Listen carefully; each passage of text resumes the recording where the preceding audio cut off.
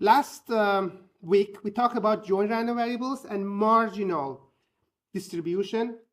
And today we want to talk about transportation or transformation of joint random variable. We talked a little bit about it last class, but we're going to complete that today.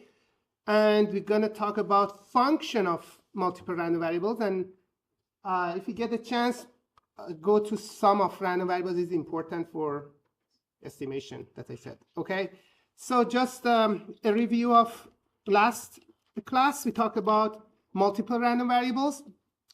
When we have more than one random variables, x1, x2, but last week we just talked about two random variables, x and y. Still we are in two random variables. When we go more, we call that vector, random vector.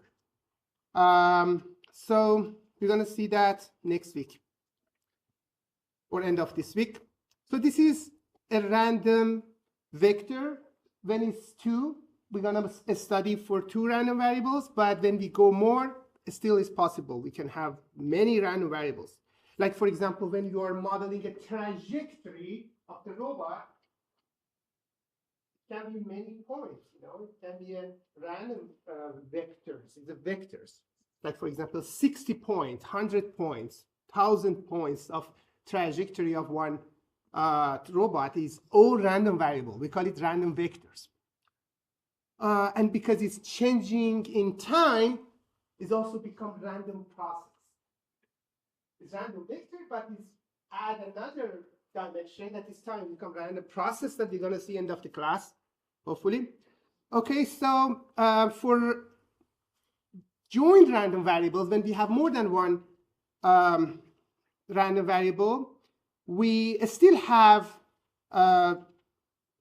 cumulative distribution function that is same way for CDF. We find probability of x less than a value, but when it's two, it still is the same, xm less than lower x, and y is also lower x, is that you can find like the integral piece for computing that. So is the same as one variable, but here we have two. For discrete case, still we have probability mass function. For probability mass function is when x is equal to x, but when it's two, you have x and y. We also, for PDF, we have that. We're going to see PDF in the next slide. And PDF is, we can't find PDF in a specific point. We need to find it in an interval. But interval in two dimensions, right now we are working with two dimensions. We can still imagine, we can still visualize it in our mind. In two dimensions, the interval become a plane. So that's the difference. You can, again, imagine as a 3D space. Okay, so we're going to see that. Actually, this is just review from last class. And joint PDF still is f of x. In this case, f of x and y. And this is integral, but this integral is in this area. The A is area. Instead of just x, you have area in this case. And that region A is like a plane, and interval becomes the area, as I mentioned already. And a small part of this area, so if we want to find probability, because probability density function in continuous form, you can't use that to find probability, but you can find probability in a very small portion. In one-dimensional was interval, in here is just the area, very small area when x is changing between x and delta x, and y is changing between y and delta y. Makes a little rectangle, very little rectangle, that's actually, or a small region, that coming is probability coming from PDF multiply delta x delta y. In delta x delta y is that rectangle. That rectangle. We're going to use that soon. That's why we, and this is approximation. This is approximation. Because very little, we can approximate it by that. And relationship between PDF and CDF is always derivative, but here is partial derivative. This is partial derivative. Partial derivative of CDF become PDF. So nothing changed. Just derivative becomes partial derivative, and interval becomes area or plane. That's it.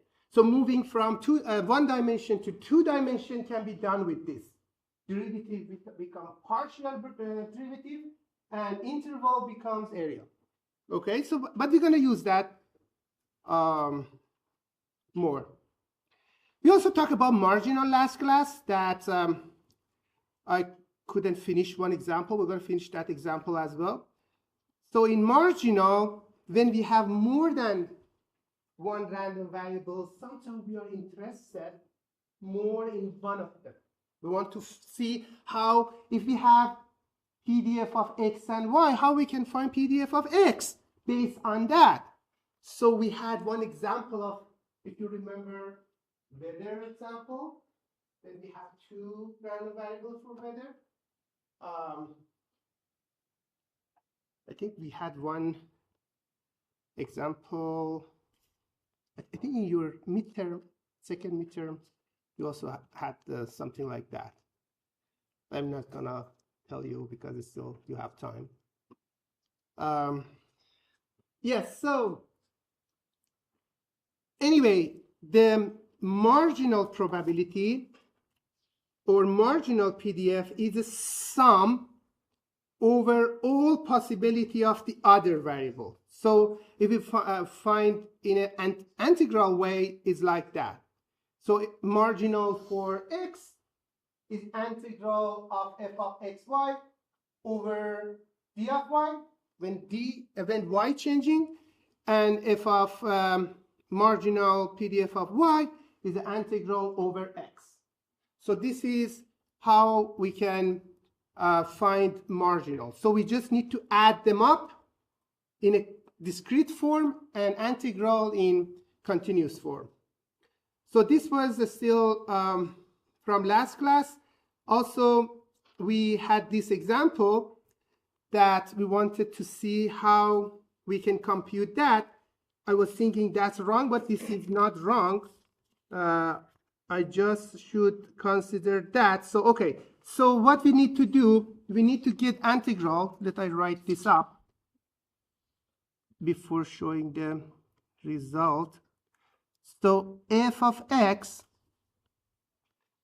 is integral from minus infinity to infinity f of xy. This is capital. I always have problem to show capital, okay? And xy, d of y, because we are finding x, we are integral over d of over y. Okay, so but the point is, this is actually what this shows. X is less than y, and y is less than 0, and x is smaller than 1. So we have that relationship. So when we want to find this, we need to see how y is changing in this. How y is changing.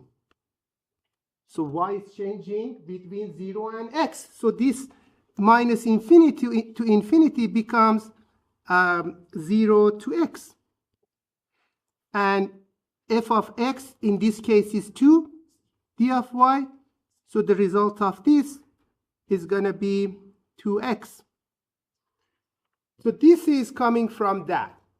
When I wrote that, the reason is this, because we have that case.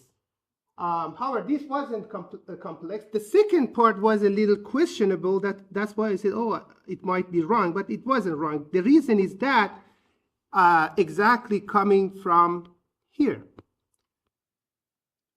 When you get integral from minus infinity to infinity over d of x, so it means how x is changing. X is changing from y to 1. That's why this y coming from there was a little not sure. That's why it says I gotta check it out. Any question about this? This wasn't your exam question, isn't it? But I think you had something similar. I forgot. Okay, good. So that was marginal. Marginal is important in AI. In artificial intelligence or machine learning, if you get that courses, you're going to see lots of things about it. And marginal means this. If you have multiple random variables, how about be interested to just some of them? If you want to find some of them, you need to add up over other random variables. Add up to find what? PDF. PDF is everything. PDF is everything. If you have PDF, you have enough information about those random variables because it's telling you how these random variables changing regarding each other. Are they changing smoothly? Are they changing not smoothly? Are they changing linearly? Are they changing uniformly? Whatever changing, this PDF show you guys. So PDF is very important, probability density function. Okay, so, but what we're gonna talk about today is coming from this iClicker. So try to, let I active that first. Okay, I want you do that. Okay, let us start the class and pull, and then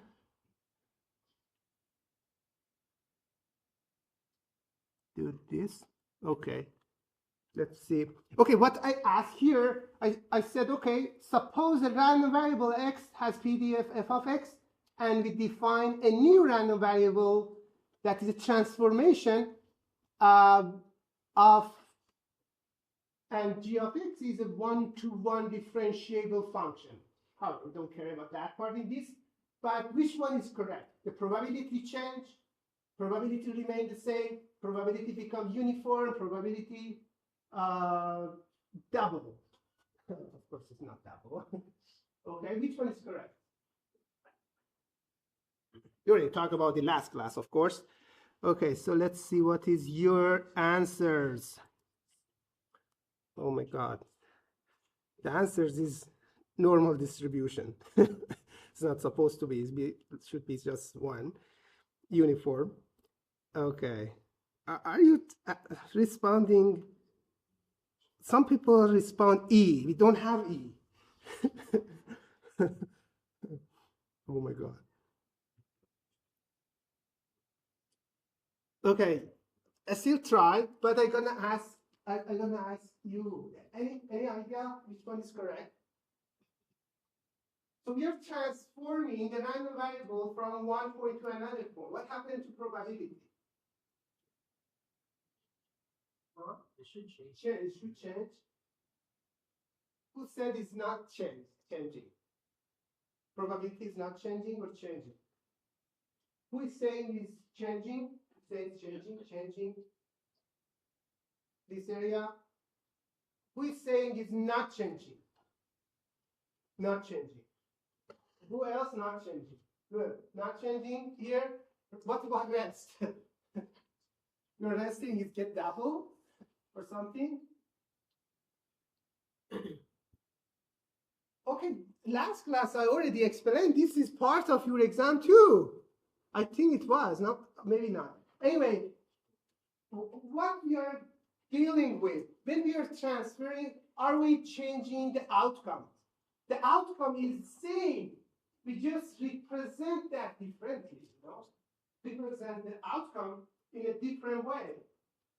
We are assigning a variable to the outcome, isn't it? So like, for example, head and tail, we put 0 and 1. X, we call it X. Okay. We can call it Y, something else. You know, it's just representation. So the probability stays the same in a small part, of course, in a very little portion, stay the same. So B is the correct answer. Okay, and yes, so the probability remains the same. The reason is that because the outcome is not changing, just representation of outcome is changing. Based on that, we can prove so many things later. So the B is the correct answer. The probability remains the same. Okay, yeah, I see people right now fix that, and that's good. Okay, let's finish this.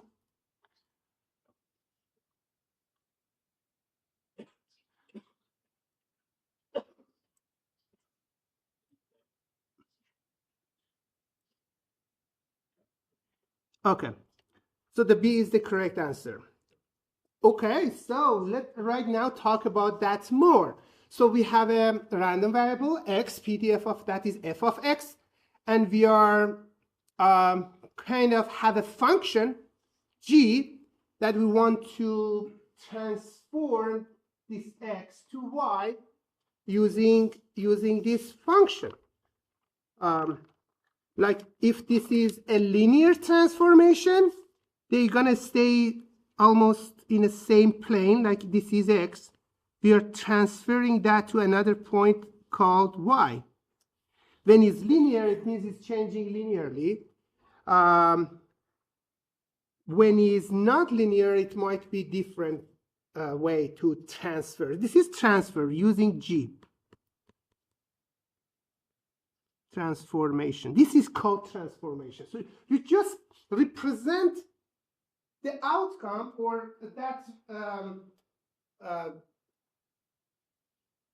outcome of probability in a different way. So the probability stays the same. So if the probability stays the same, let's see what's gonna happen. Okay, so if this is just one random variable, so y is g of x. If we get inverse of that transformation, we can find x. And okay, so before continue this, I explain what I mean by saying probability stay the same. When I'm saying the probability in that small portion stays the same, it means P of y between y and y plus d of y stay the same of probability of x between x is between a small x or lowercase x and x plus d of x. Okay, so a small probability, a small area. This is no, actually it's like interval. The interval probability in this interval, when y is changing, it stays the same as probability of very small change of x. This probability stays the same. And probability coming, because y is interval because it's just one variable. And this interval coming from f of y. F of y, d of y is equal to f of x, d of x. So right now we found a relationship between f of y and f of x. The reason we want to see if we transform a random variable, what happened into PDF. The PDF showing everything. And the relationship between PDF is coming from this formula. So it means f of y is equal to f of x, d of x over d of y. But because d of PDF is always positive. This is supposed to be always positive too. So that's why we consider that as a absolute value or magnitude. So this magnitude, the reason of this magnitude is that this is, if this be negative makes one of these negative, that is not possible. So it's always positive. So that's why we have a magnitude of that. Magnitude of d of x over d of y. So to find this, we need inverse transformation. The reason of computing inverse transformation is that, but can we always compute inverse for functions? Is it easy to compute inverse? No, it's not. Sometimes it's not even possible to find inverse. For some functions, if x is equal to g of x, you can't get inverse of g easily. It's very complex. So it's not easy. So that's, if we can't find inverse, what we can do? Any idea? Is it a way to approximate it? Yeah, we can approximate inverse. It's possible to approximate inverse of the function. But here we are imagining that we can compute inverse. So if we compute inverse, so we can find d of x over d of y. And if we have d of x over d of y, we can find this formula. This is exactly what we computed. And then the relationship between y and x is there. So we found what we wanted. So the probability must be preserved. So this is actually the proof. So I already explained that. So which leads to change of variable formula. So that was for one random variable that I think I explained this, maybe not as a slide, but in the background last week. But the reason that I brought that up, because I'm trying to move from one variable to the joint variable, like two variables. We want to see how this formula changing if we have two variables. Okay, maybe before I start, I ask you, what do you think? If instead of having one variable, we have two variables, what's happening to this relationship? Is it still probability stay? Yes, probability stay the same, exists in a small portion in that area because we have x and y. This interval becomes area. So that this probability, this becomes area, this is still equal, and this f of x and y, d of y2, for example, become f of x1, x2, d of x1, d of x2, and this relationship becomes d of x1, d of x2, d of y1, d of y2, but this relationship is not a value anymore. It becomes area. But we want to find a number. So how we can find area in two dimension? How we can find the area, for example, this shape.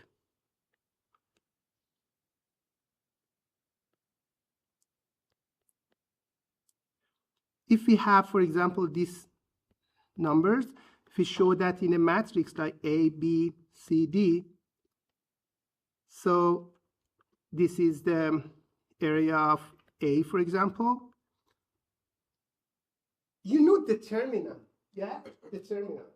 If you find determinant, so determinant of A is AD minus BC, and this is, you can compute that this becomes this area. You just need to compute this, and minus this is they all gonna cancel out each other, and you can find that area. This is easy computation. You probably had that in calculus somewhere.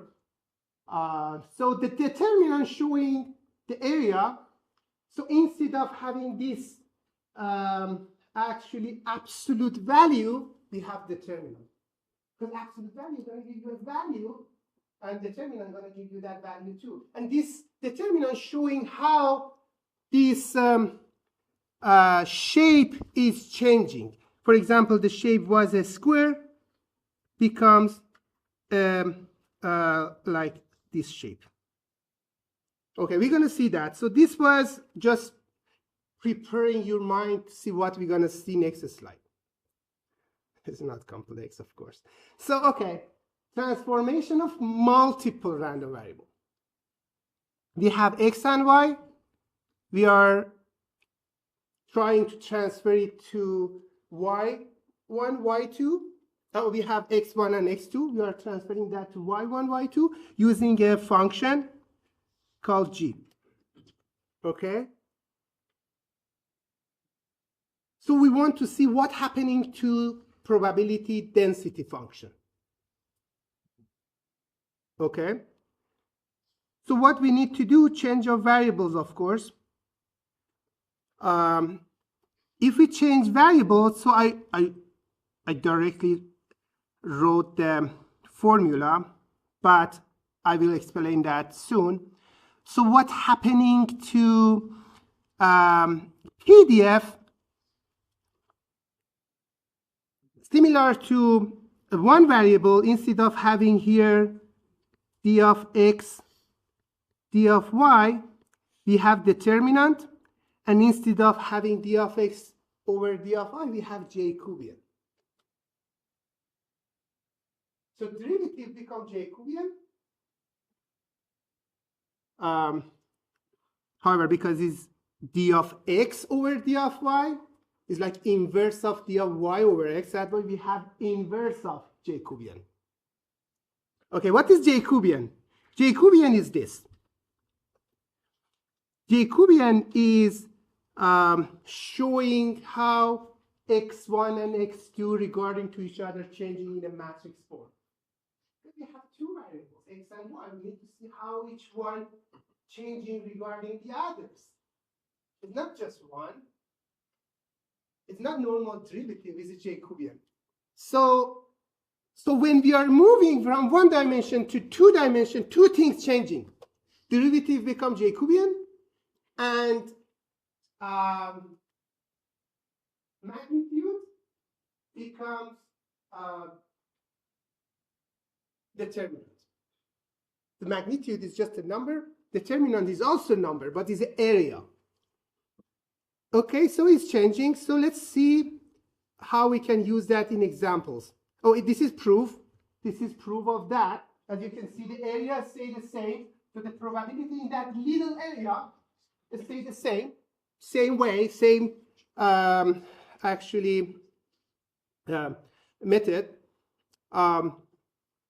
So the PDF in that area stay the same, and we can actually write this based on PDF.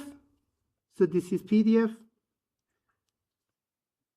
F of xy x1 x2 x1 x2 x1 x2 d of x1 d of x2 is equal to f of y1 y2 y1 y2. This is the capital, this is the small.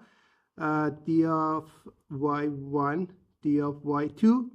So you can find relationship between these two. So f of y1 y2 y1 y2 is equal to f of x1 x2 x1 x2.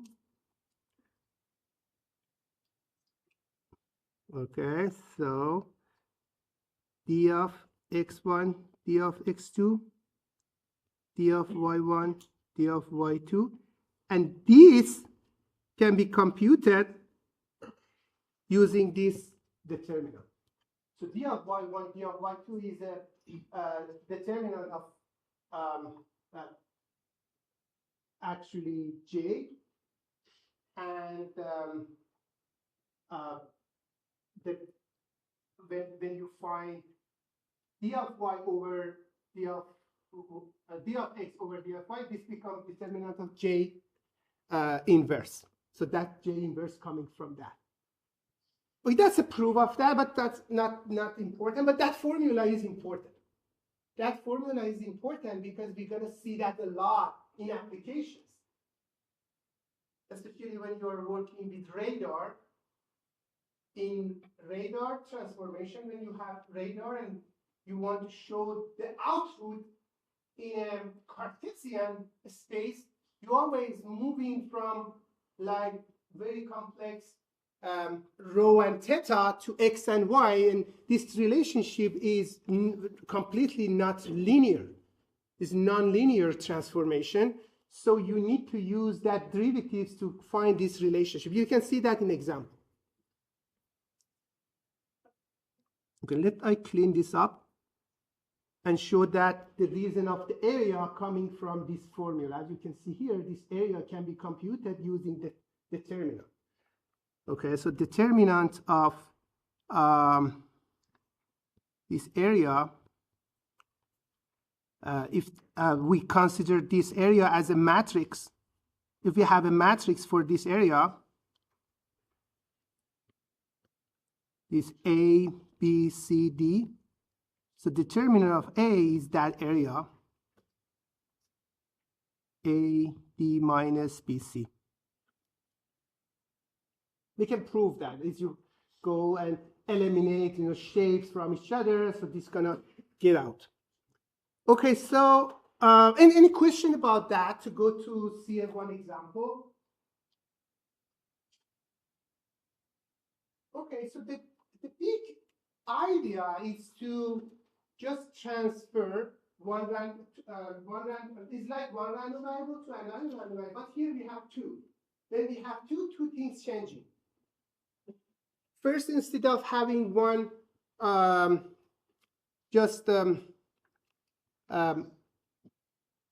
instead of having derivative, we have Jacobian.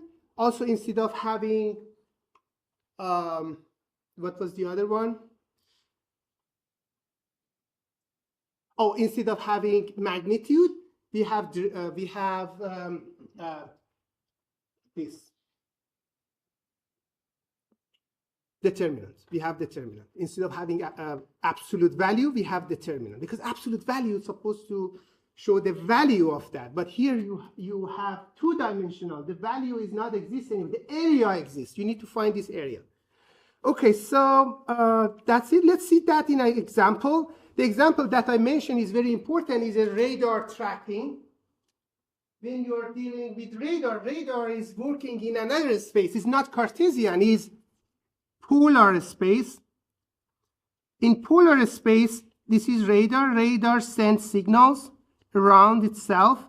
If an obstacle here detected, it gives you two values, theta, that is called bearing, and r, that is called range. So using range and theta, localize this target. We call that target. So this is range. This is a bearing. Many sensors working like that. Many sensors using this polar space. Why is polar space? Because it's like a North Pole, and it's coming from that idea, So most of localization on the Earth, GPS is also using this space. It's called polar space or polar coordinates. So, but in your computer, we have X and Y. This is X and this is Y. If we get origin that side, sometimes we get origin here, it depends. But in a screen, we always get that. But anyway, that's not very important part. The important part is how we transfer from rho and theta to X and Y. How we do that, there is some formula. We know that X is equal to R cos of theta, and y's are sine of theta. We know this relationship because it's coming from this triangular formula. So, and like if this is, yeah, I don't want to go deep on that, but that's coming from that the sine of theta is this over this, or the cos is this over that. So anyway, you can find this x and y relationship with theta and rho using this formula. Okay, imagine we have a Gaussian relationship in range and theta. This is given information. So imagine we have a Gaussian uncertainty in rho and theta. Why Gaussian? I ask you. Why is not another distribution? Why is loop Gaussian, and Gaussian is good distribution for them? Why you think it's good distribution? Why is not other distribution? Why not uniform distribution?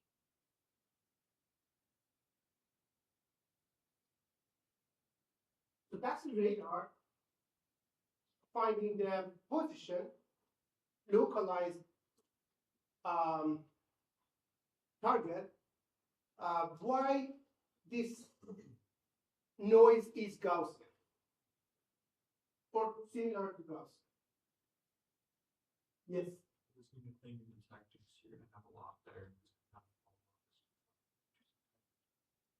So can you tell again? If you try to detect the points, you're going to have a Gaussian, so you're going to have a high point for an object.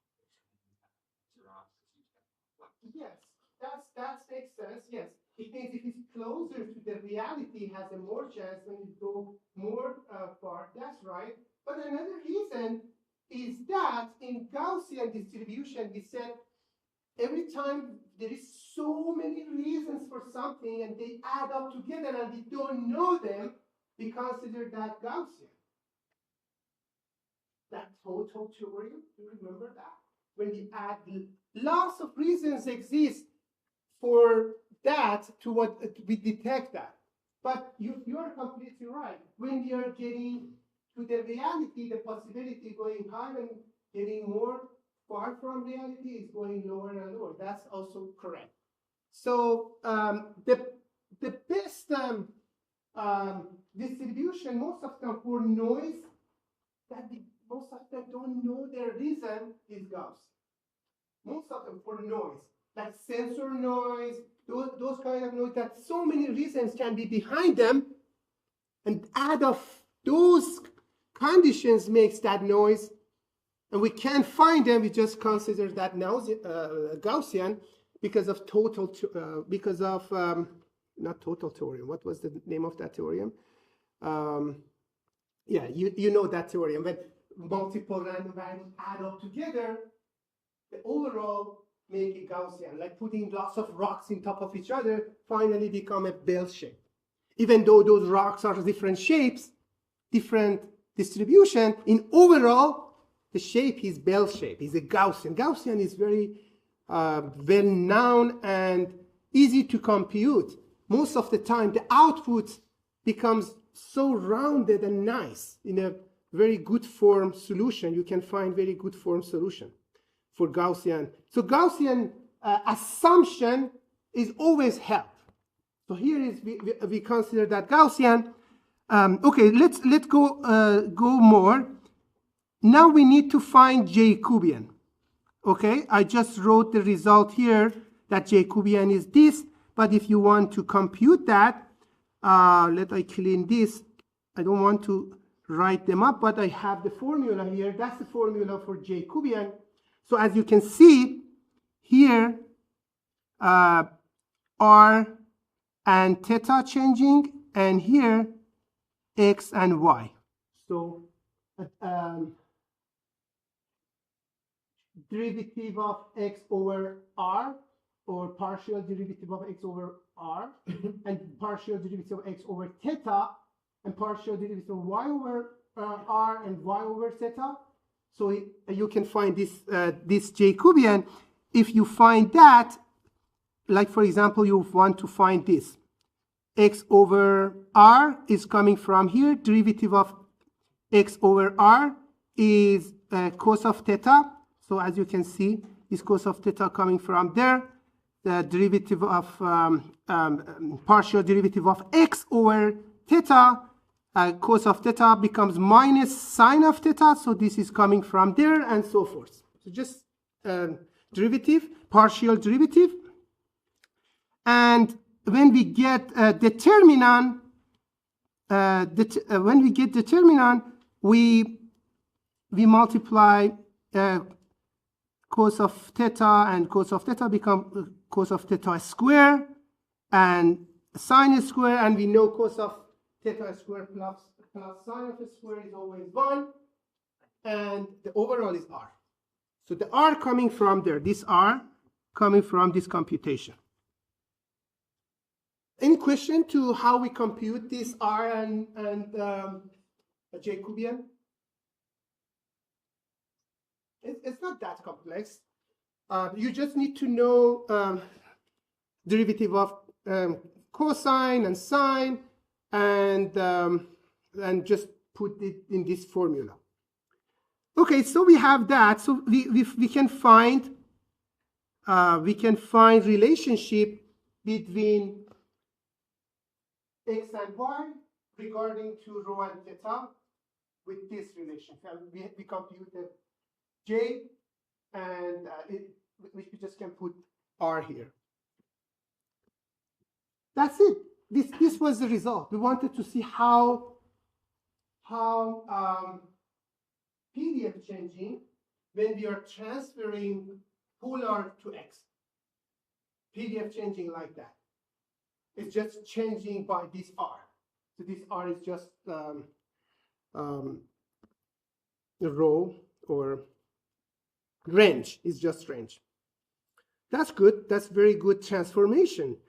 And it's used in so many applications, as I mentioned. Also, we have some other relationship. If you are transfer that, like we can find R using X and Y in this case, is a square root of, it's like a distance between X and Y.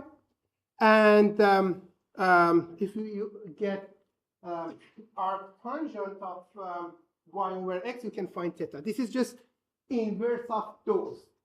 These two are inverse of each other. So this is inverse of this.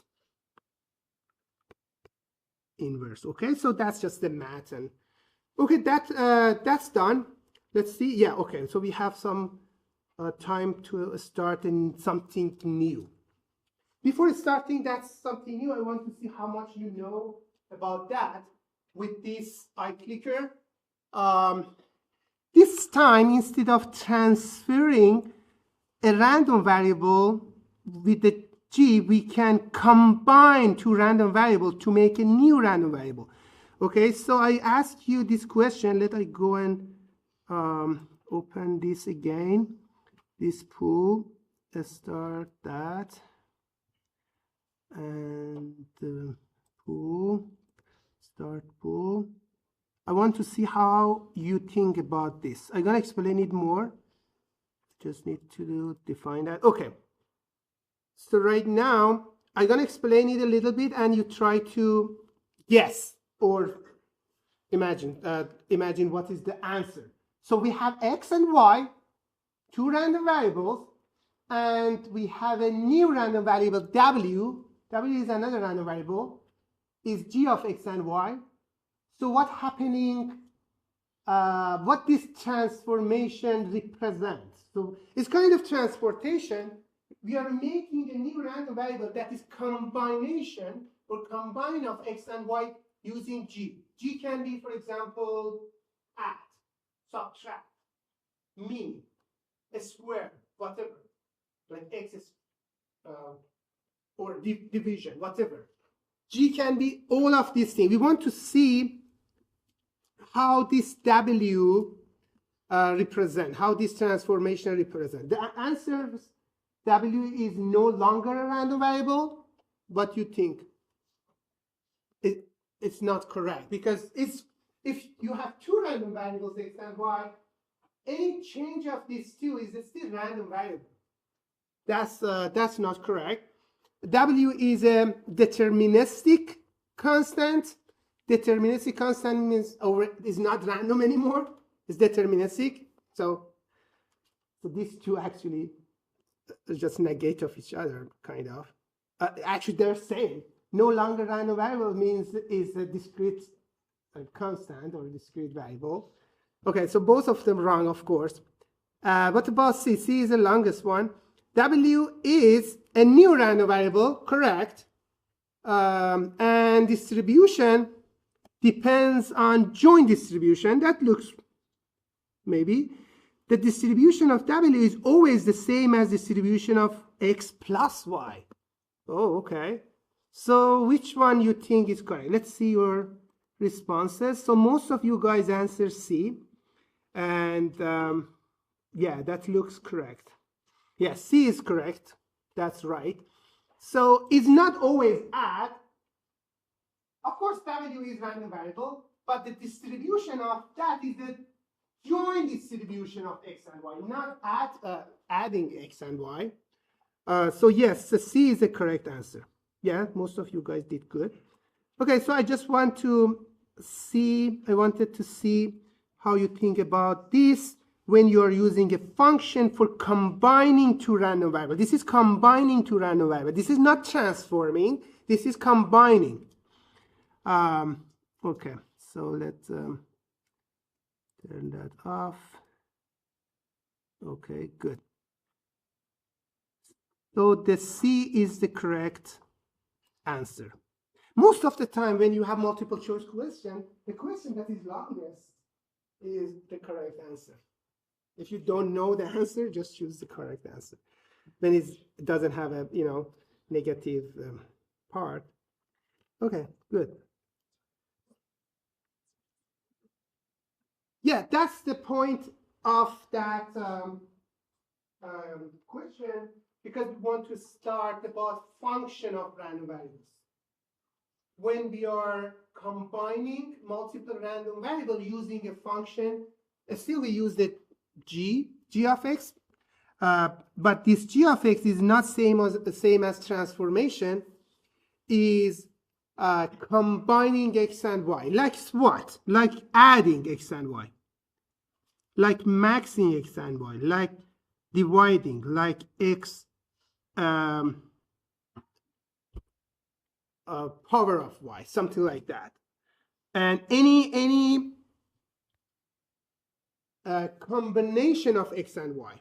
So sometimes get complex, but in easiest way, in easy actually examples, this addition or sum is very important for us, because we're going to use that in our purpose, that is estimation or prediction. We're going to use that. That's why we are interested to this. Okay, so first of all, W is a new random variable. Okay, so what is the goal? We want to see what is the PDF of W. We already know PDF of X and PDF of Y, but and we also know PDF of joint. But right now we want to find what is the PDF of W. What is the relationship between PDF of X and Y and PDF of W? That's the important part. Because as I said, if you know PDF, you have lots of information about that random variable. You can guess that random variable. That's like a prior information that's gonna give you lots of information that's gonna help you for predicting that random variable nicer, better. So we want to have a good prediction. Other than that, you just can guess something that is wrong. It's not good. You need to predict it nice. If you want, for example, predict something financially, you need to make that very precise.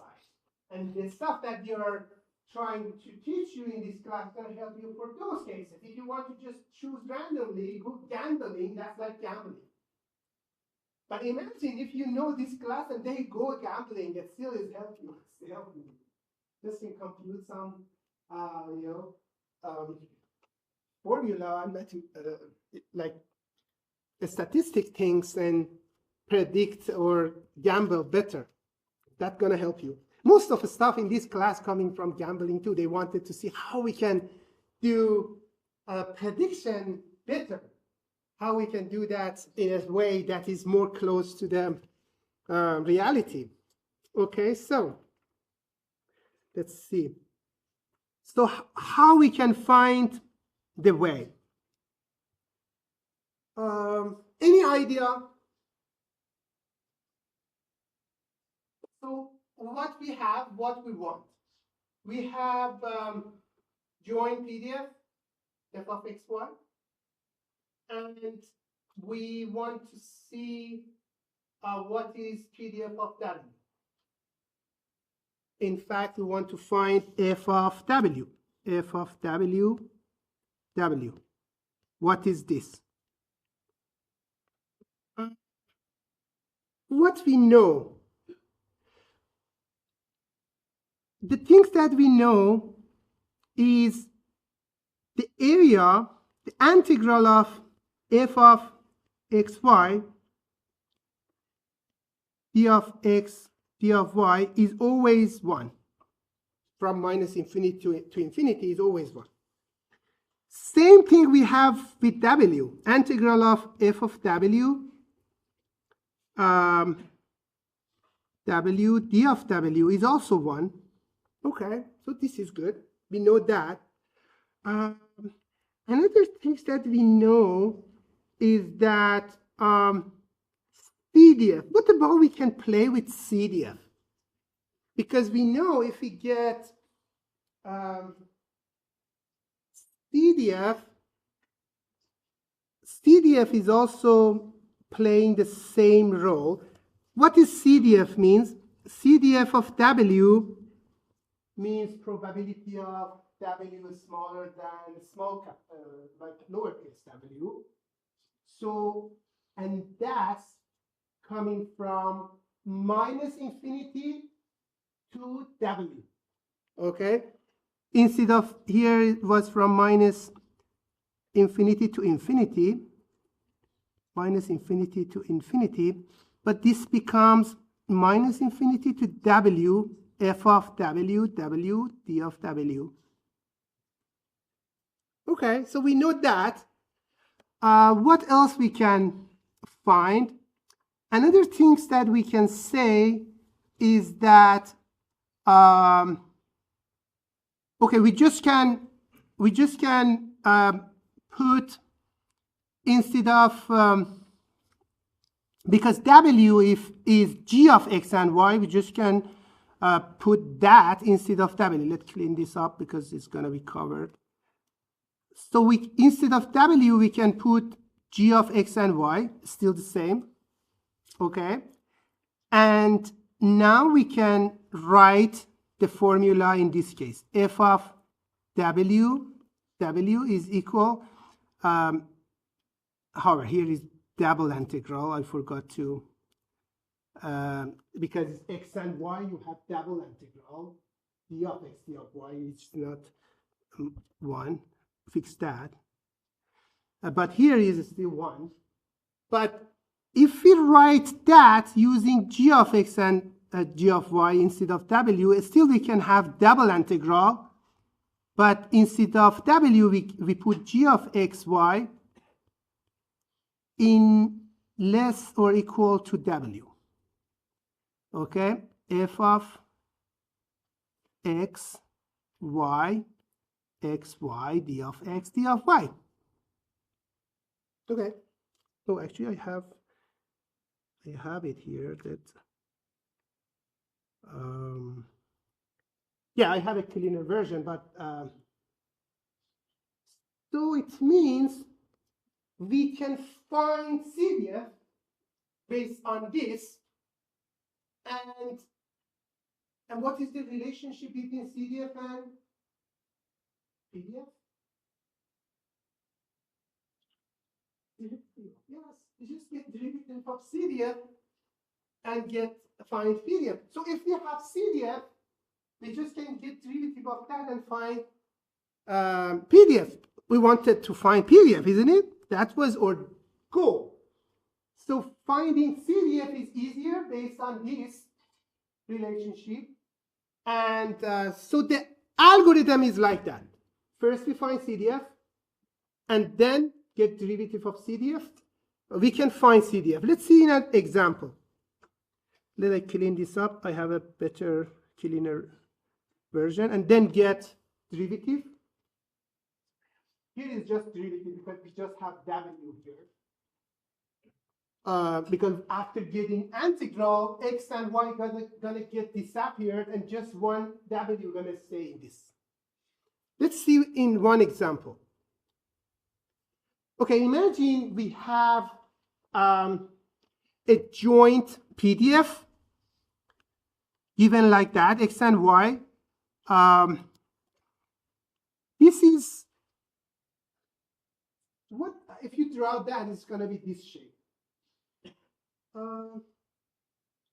Actually, I wanted to ask you, but I realized I already mentioned that. I wanted to see what kind of distribution it looks like. Uniform, isn't it? But in 2 dimensions. Uniform distribution in 2 dimensions is a plane. It's not just a line anymore. It's a plane. As you can see, x is changing between 0 and 1, and y is changing between 0 and 1. But the PDF is always 1. Is this continuous or discrete? Discrete.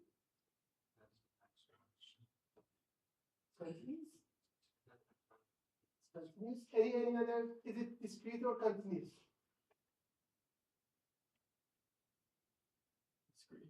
Discrete? Who is saying discrete? You? Yes? Continuous? Continuous? Yeah, it's changing. This is continuous form of uniform because x is not discrete. It's a plane. If it was discrete, it was just multiple point in that. But this is all plane. It's a continuous, but a uniform. Uniform is a very because we have it in discrete and continuous, we always make mistakes sometimes. Okay, so this is continuous, and this is uniform distribution for joint random variables. That's something that we're gonna see. But we have that. What we want to find if we combine x and y using the max formula. We are making a new random variable. We are making a new random variable called W that is the max of x and y. Sometimes maybe you say, oh, why max? Max. But believe me, max is very important function, especially in neural network. In neural network, you can see that if you had that before, you probably know that max is going to help in optimization. Yeah, of course, in optimization. Anytime you want to find something and you need to optimize it, max is help. And so max is an important function. So yes, here we are, W is a max of x and y. We want to see what is f of W. This is what we want to find. F of W. We just have f of x and y, and we want to see what is this. Okay? But relationship is already given based on the double integral of that. Okay, so how we can compute that, because we don't have that much time, we know that CDF is coming from there. So this is CDF. CDF is when W is less than, and what is W? W is a max of that. So, and if you compute this, so compute probability to the region is like that, and double integral, I didn't compute that, but you can do by yourself, is going to be W squared. It makes sense because it's so simple. I chose very simple function, it's just one. When you get double integral, it's going to take out W squared. And when you have this, find out a derivative of that. When you get differentiation, it's going to be 2W. So this is how we find PDF using CDF. You have CDF, that is a double integral, but because the function was so simple, it's just become W squared. So the result is this, when it W is between 0 and 1, because X and Y is changing between 0 and 1, and otherwise it's just 0. Any question? I just wanted to make you ready for some random variable. So the max is something maybe not that complex. However, that function was very easy. But sum of random variable is something that we want to learn, because sum of random variable is related to something more interesting, convolution, that is actually very interesting part of math, and of course signal processing, and in computer we use convolution a lot. Like for example in a neural network, convolutional neural network, image processing use convolution also a lot. And we need to know the basic behind it, how this convolution works, and it's coming from this add of two random variables. This is like example. What about we have a function g that add x plus y, add x and y. Okay, so g of x and y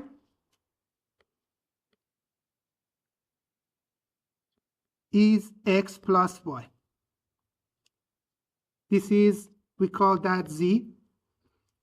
However, it's a capital X and yeah. Okay, so we have this relationship. We want to see what is PDF of z. Okay, so I just wrote the response right away, but we can prove that. So I'm saying PDF of z is an integral from -infinity to infinity, f of x, f of y, but here we know y is equal to z minus x, isn't it, from this? So we just replace that, d of x.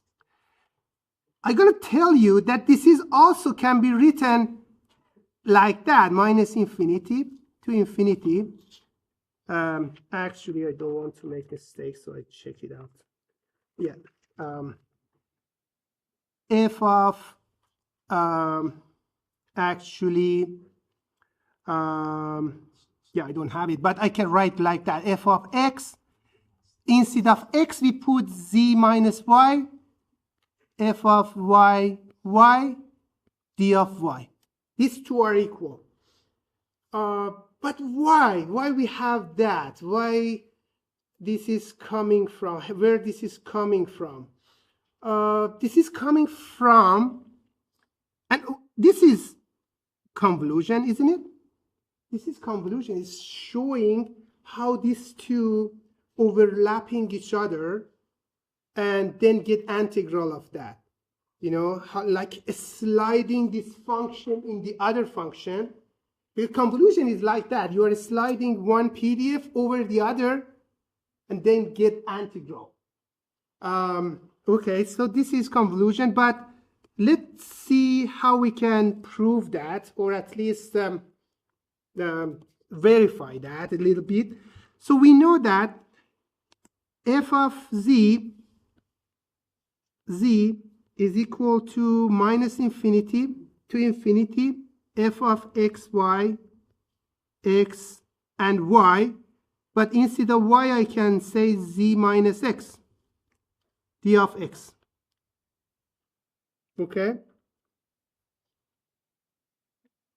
And it's also equal to minus infinity to infinity f of x, y, z minus y, y, d of y. Okay, so we have this. But another thing that we know, I'm going to ask you one question. If x and y are independent, what is f of x, y, x, y? If x and y are independent, what's happening to join PDF?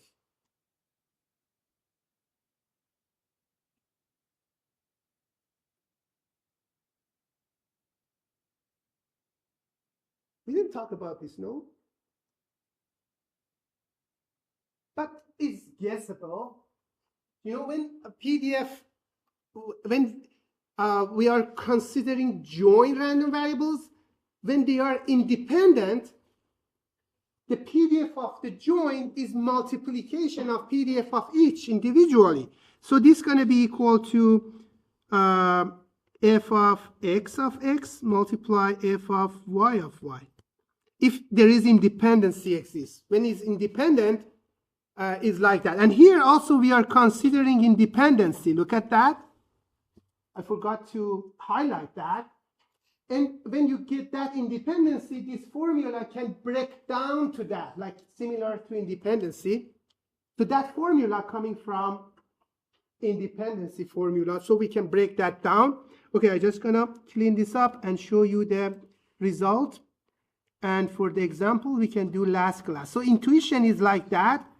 And convolution, this formula is actually formula of convolution that is showing how sliding one PDF over the other PDF gonna make them overlap. So I have one picture here to show you.